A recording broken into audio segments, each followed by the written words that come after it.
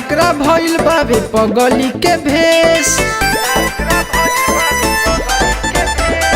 कोई के बियाह चली गइल परदेश, बिना ओकरा भइल बावे पगली के भेष।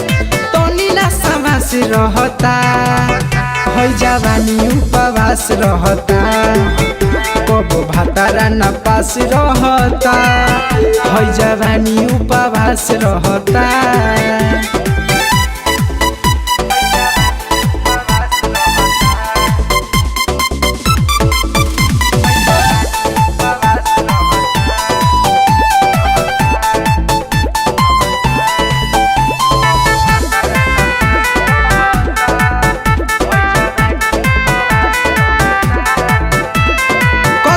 बहाना करी आवे नहीं घर, चढ़ली जवानी रोज ऊपर मोहर पड़े।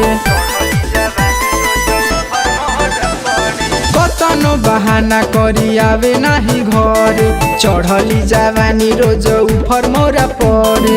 बथेला लौंग खोजे पिया के पलंग, घरे पिया रहते तो मजा लेती संग।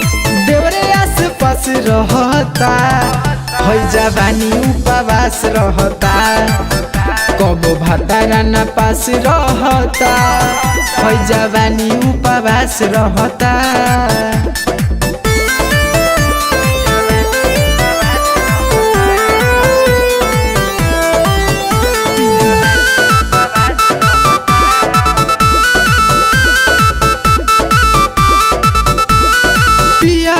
देश नहीं बुझेला दर्द के, नौकरी हो छूट जाओ हमारा मरद के। पियावारी देश नहीं बुझेला दर्द के, नौकरी हो छूट जाओ हमारा मरद के। पैसा के फेर में जिंदगी बेकार बा, रतिया में सुते खाती संगे ना भतार बा।